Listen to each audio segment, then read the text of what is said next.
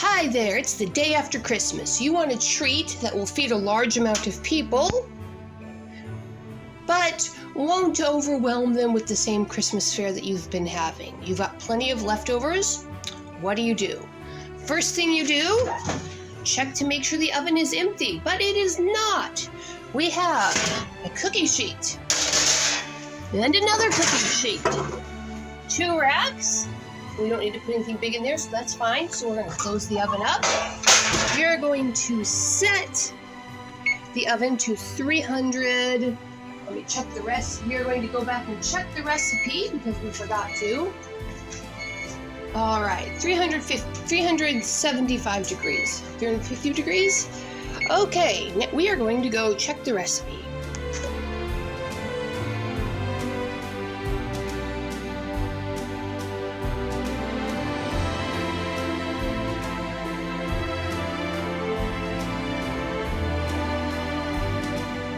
$350 degrees.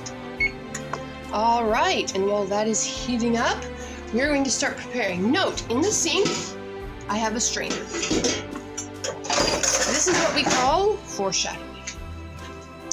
Okay, over here, I have a roll of paper towels, which will come in handy very soon. Bag of potatoes, that's what we're going to start off with. 1 sweet potato, some garlic, some onions, some leftover turkey, some scallions, salsa, garlic powder, organic nutmeg, coconut milk, crushed red peppers, salt, eggs, at least 10 eggs, a bowl to whisk the eggs in, a spatula, a can opener, a baking dish, and a cutting board. All right, we're going to grab some full fat coconut milk.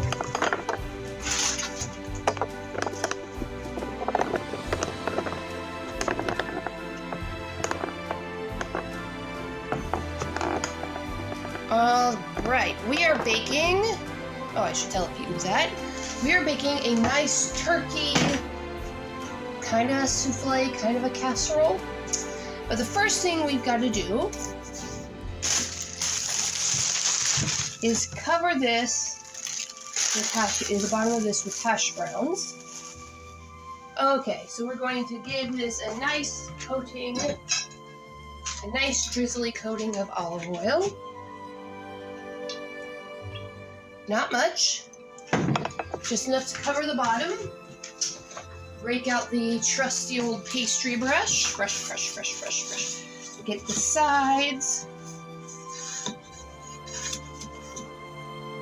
All right, now we take all of our potatoes we're going to grate. I'm going to use, you're going for about 2 cups of potato. I'm going to use these 5 regular potatoes and 1 sweet potato. Now we're going to take them over to the sink, to that colander. Remember I said there's foreshadowing?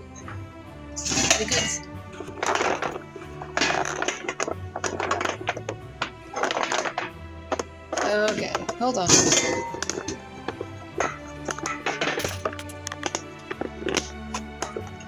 Okay.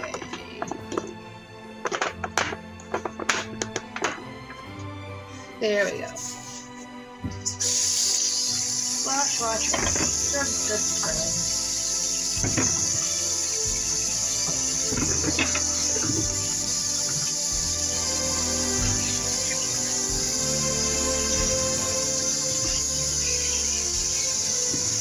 All right.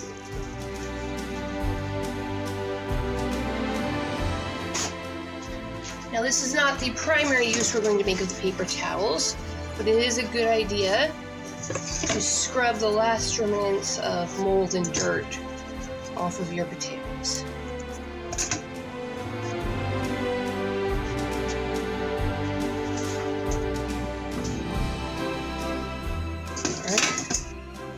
Now we're going to take the colander, we're going to put it in the sink.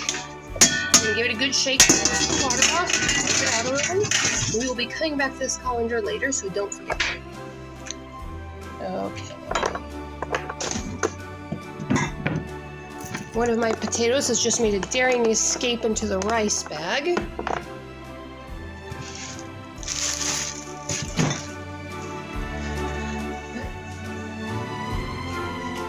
Okay. Now we grate.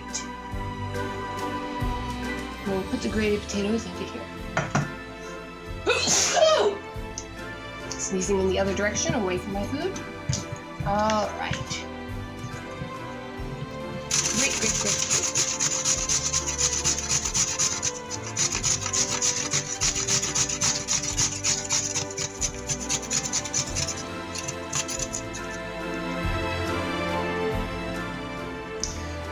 Forgot my apron again.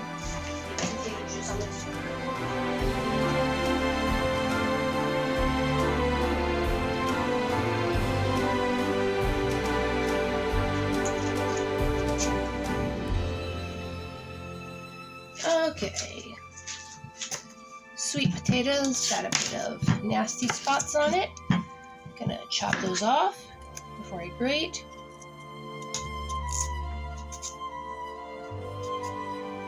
Alright.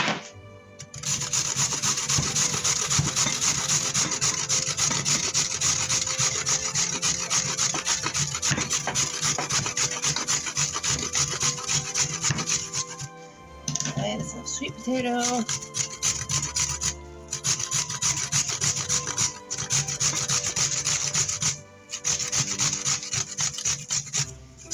I may have overestimated the amount of potatoes I need. The mass really apparently increases a lot when you go from a concise, consolidated potato to grated hash browns. You can also just use pre-made hash browns for this, frozen.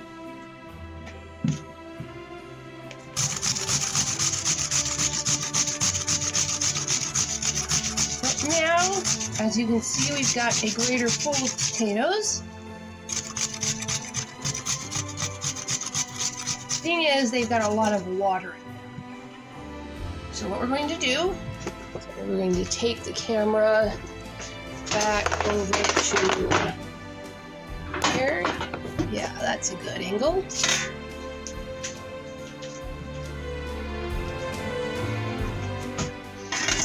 Dump those potatoes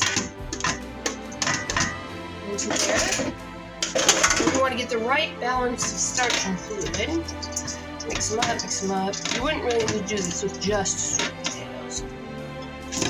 But just give them a short rinse. This will get rid of some of the excess starch. Will give you a crispier hash brown, ultimately.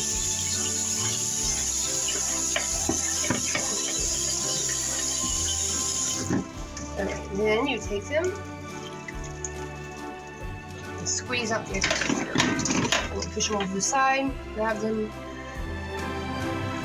squeeze.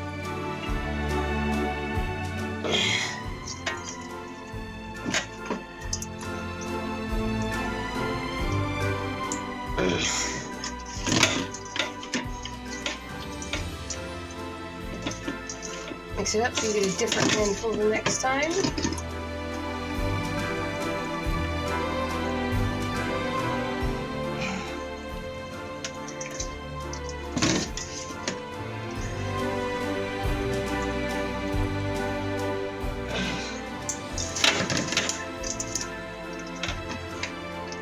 Alright, now what we're going to do, we're going to take some paper towels.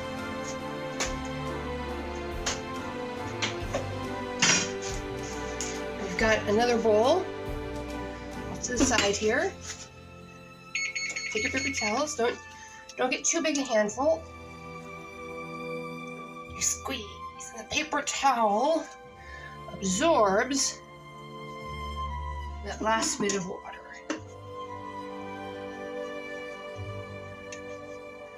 Okay.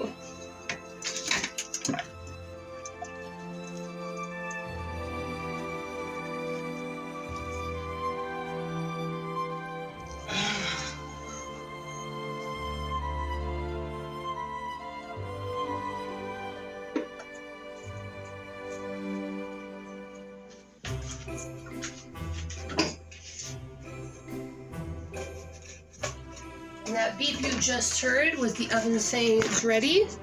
So we're going to begin step 1 of the baking. This is a 2-step baking process. If you start with pre-cooked potatoes, you can skip this next step. But we're starting here with raw. So you need to give the potatoes a short half cook before you do the rest of the milk. There we go. Alright, they've all been drained, they've all been rinsed and drained. So now we're going to take these potatoes, dump them into the casserole dish.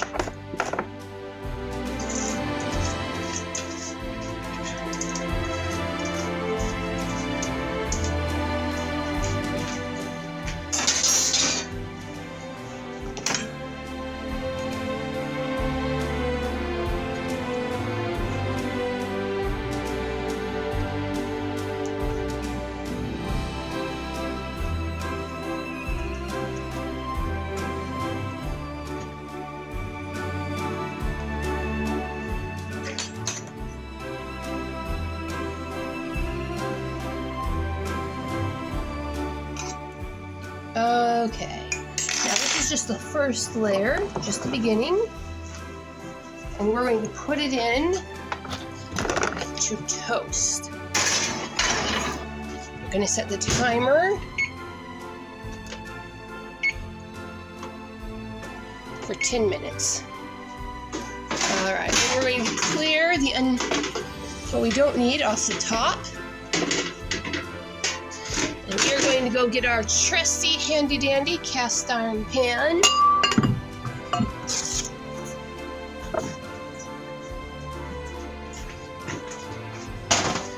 Okay. Take our cast iron pan.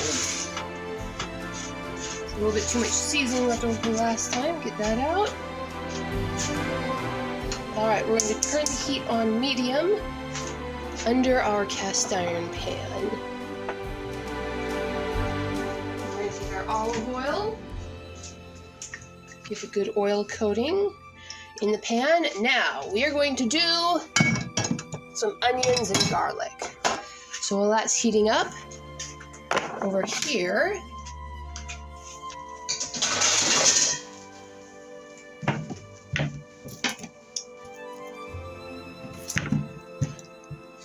onion.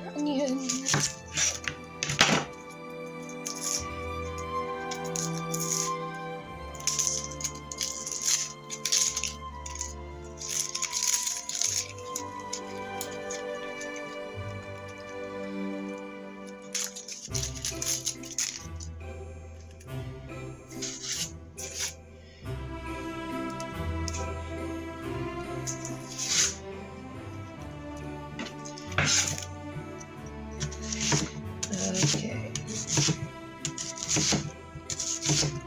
Now you notice I'm not worrying about dicing these up too fine.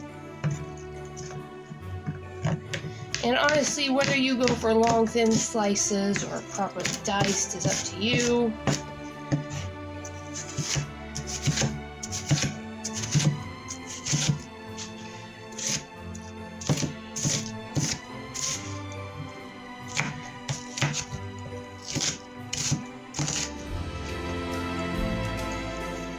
Okay, I'm gonna go scrape these into the pan.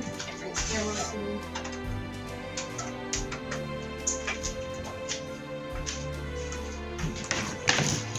I like lots of onions and garlic and whatever, so.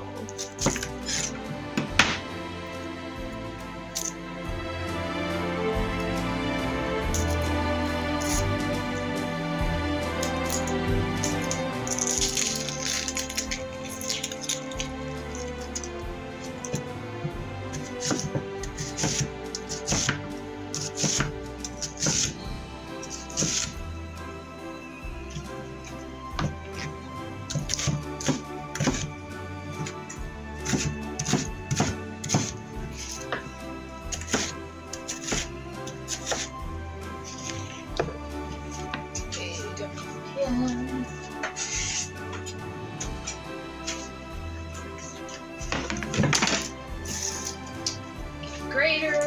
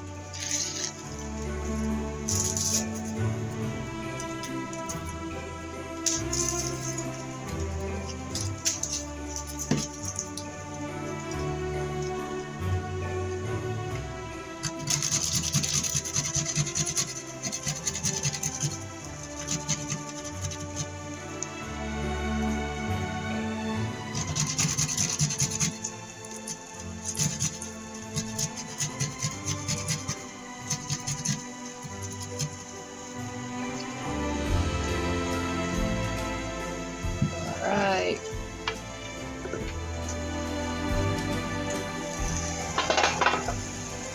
As you can see, I've got this slowly, gently cooking. Not too hot.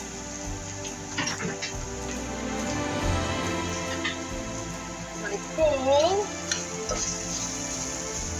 is to just turn these onions and garlic translucent and slightly golden brown.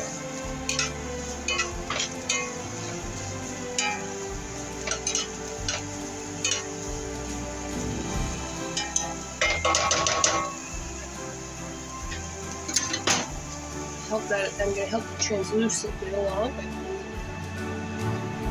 Alright, now I'm going to come back. Oh, I forgot an ingredient.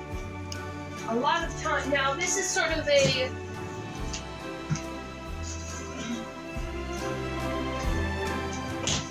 leftovers meal, and a lot of time, one of the things you'll have left over is celery after Christmas.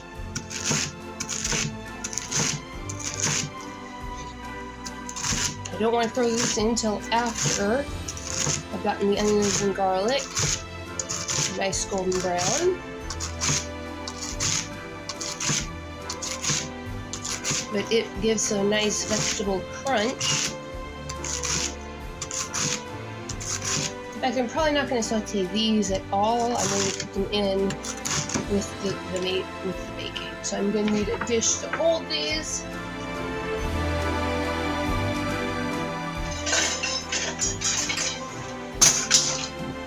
Put these in on top of the hash browns when they come out of the oven.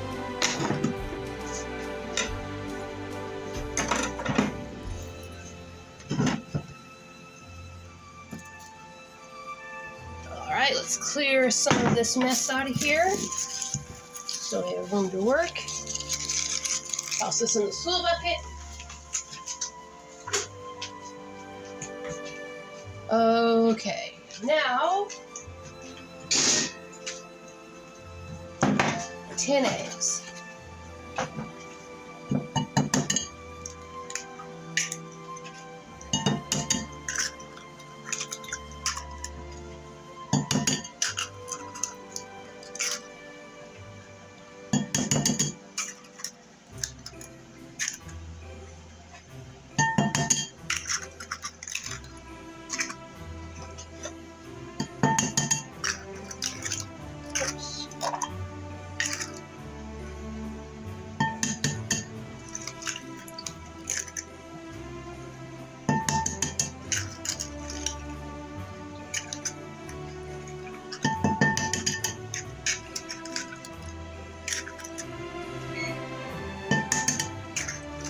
Alright, that one beat means we've got a minute till the hash browns are done.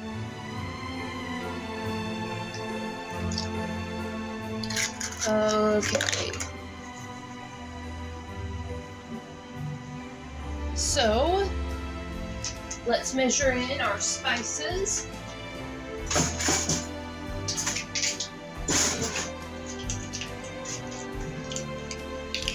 We've got a half a teaspoon salt.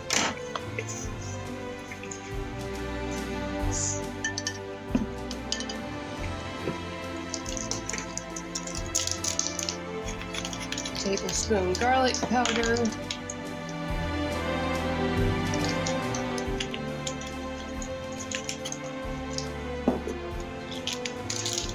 Quarter teaspoon nutmeg.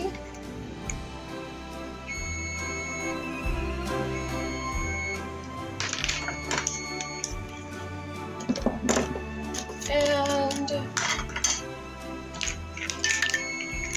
half a teaspoon crushed dried peppers. Alright, so we're not going to have time to mix this up, so I'm going to set it to the side. We are going to go pop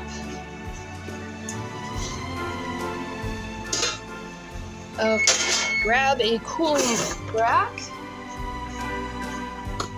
clear a corner,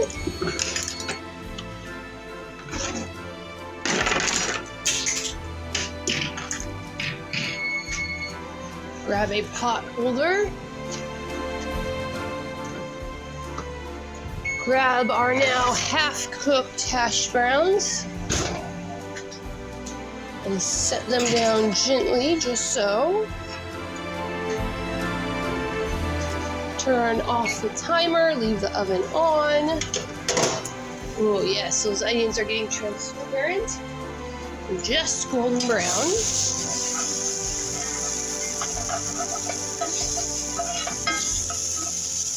Excellent, excellent, excellent.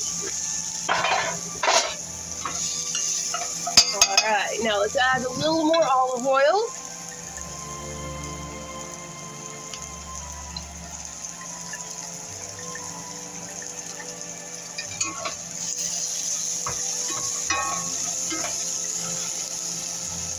Leaving the lid on cooks them faster and hotter, not them transparent faster. But we need the lid off to really get them golden brown. So we're going to leave the lid off for a bit while we skitter back over to our cutting board and bust out our leftover Christmas turkey.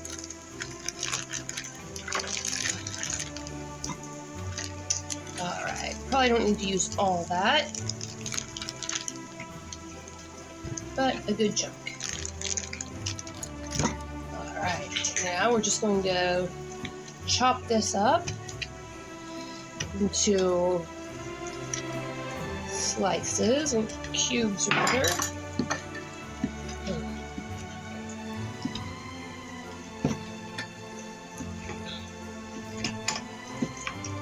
Okay.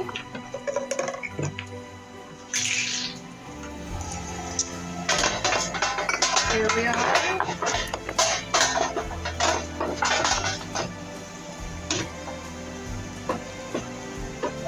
I need a better tripod. Okay. Now we'll just slide that turkey in there. So mix it up.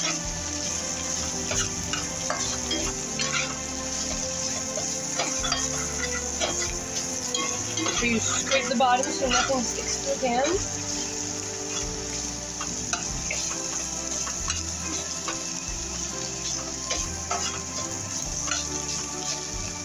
Alright, we're going to put this lid back on and let that heat up for just a few minutes whilst we beat these eggs.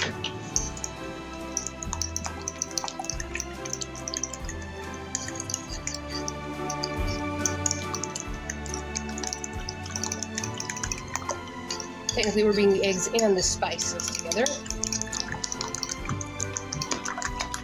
Remember, you're not just spinning the fork, you're lifting it and using it to lift, scoop down, run through, and lift up. This aerates the batter.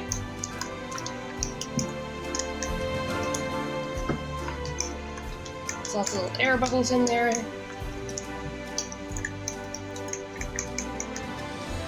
Okay, all the spices down in there.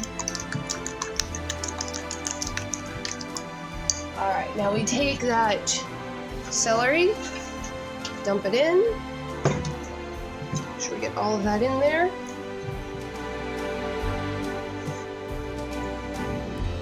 Get some vegetables in there now. Alright, where's that spatula?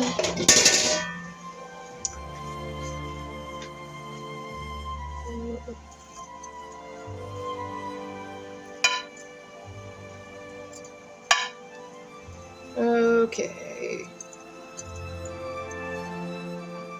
Now we are ready for that frying pan.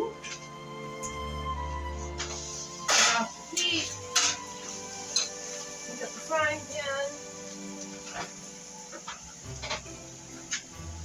This is where it's good to know your limitations. I have no problem lifting up a frying pan of this weight, but you need to know how strong your wrists are, how strong your arms are, and how heavy your frying pan is. I prefer cast iron for the health benefits, but there are definitely downsides to a frying pan this heavy. Alright, I've used most in a bottom layer. Now, here comes the eggs.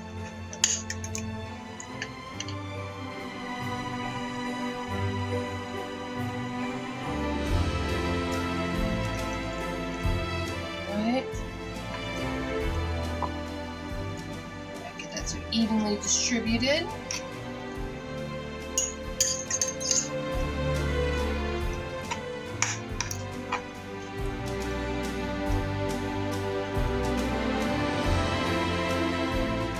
Okay, now I'm going to go back and get the rest of that.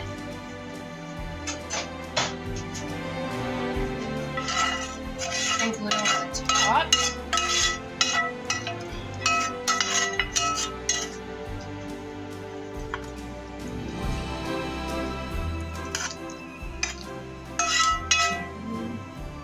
Okay.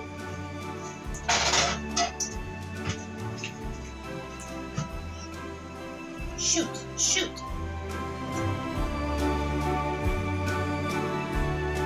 No wonder that didn't have the correct volume. Well, I've made a huge mistake. Oh well, it's fortunately one that's easy to fix. Here we have a can of coconut milk. I'm going to take what little, I've got a little bit left in this jar here, just a few tablespoons. In a bowl.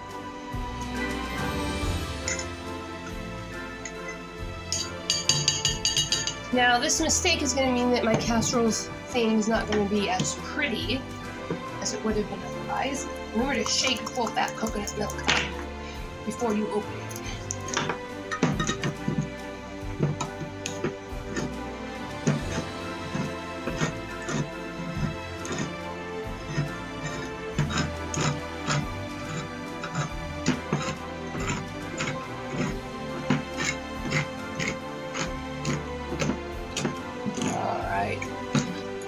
And recipe for volume of this.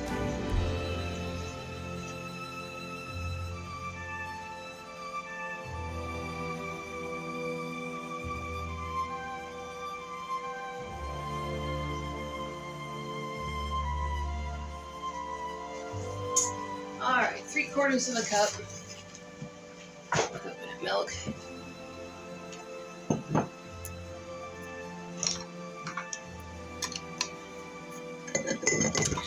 Okay.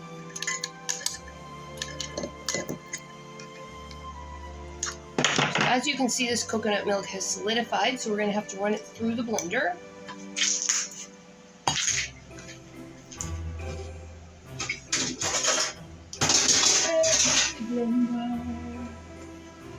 Here's the blender. Okay. So hold it over the blender.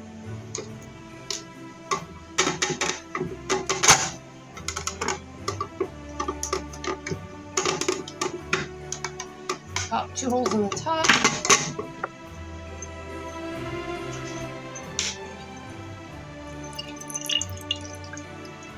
So, oops.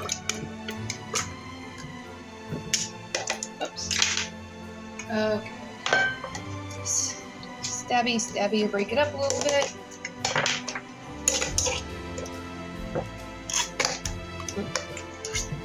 Sometimes the coconut milk has separated into solids and liquids like that. Sometimes it hasn't. You just gotta deal with it as it comes.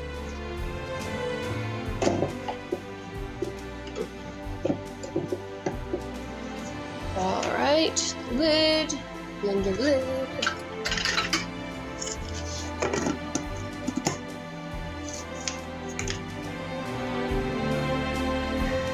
Okay, that is just under 2 cups. So if I pour it down to 1 cup, this should be just exactly 3/4 of a cup of coconut milk. More. Okay. Now,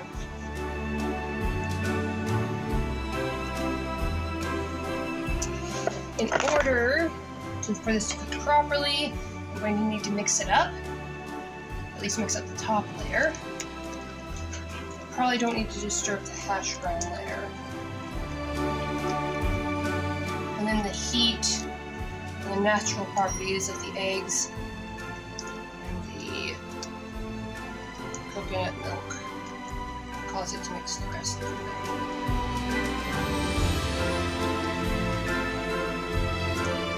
Remember, this is a mistake. I should have mixed the coconut milk with the beaten eggs before. Alright. Now we're going to add a layer of foil and pop this in the oven, but before that, just for pure aesthetics, I'm going to sprinkle a few chili flakes on top. So grab some foil.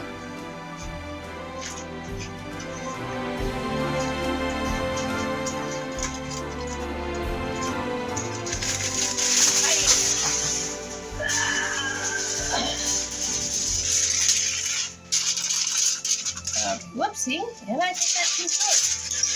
Have to use different else.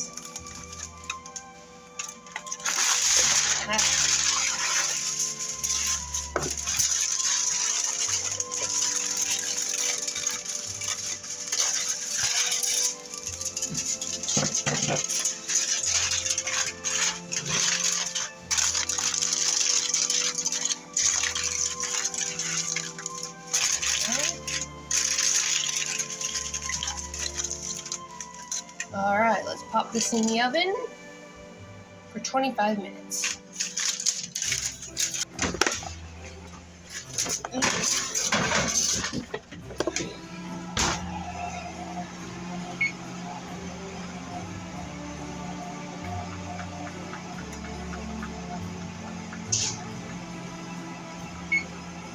Okay, so we'll check back in 25 minutes, see if it's done. Okay, the timer has beeped. Let's pull out the dish and check it to see if it's done. Remember, these casserole dishes are heavier. You'll need to be mindful of that when pulling it out. It's getting very hot. Okay. Lots of oil on the top. Let's see what it looks like in the center. No, this is not done by a long shot. Stay at least another 15 minutes. Okay. So, let's pop it back in. I'm going to set the timer for another 20 minutes, just to be on the safe side.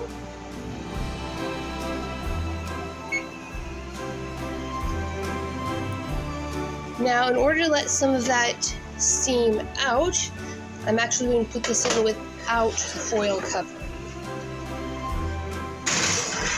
I'm going to put it in on the top rack.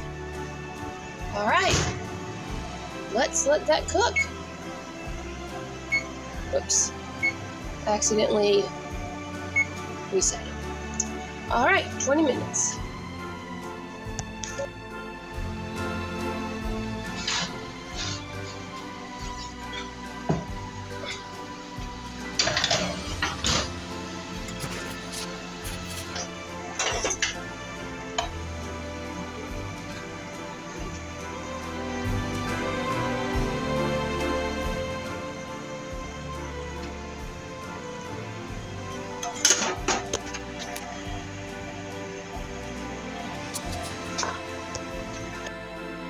Well, as you can clearly see, stuff happened.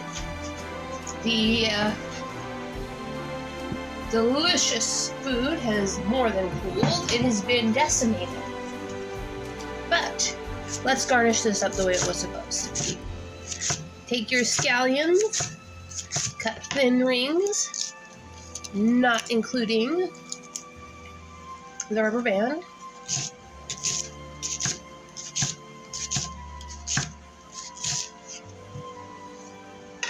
Sprinkle the scallions over the top as a garnish. And then, right before you serve it, so here we have a bowl that has definitely not suspiciously been eaten in. Not at all. Give it a little garnish. Then that's when you take your salsa.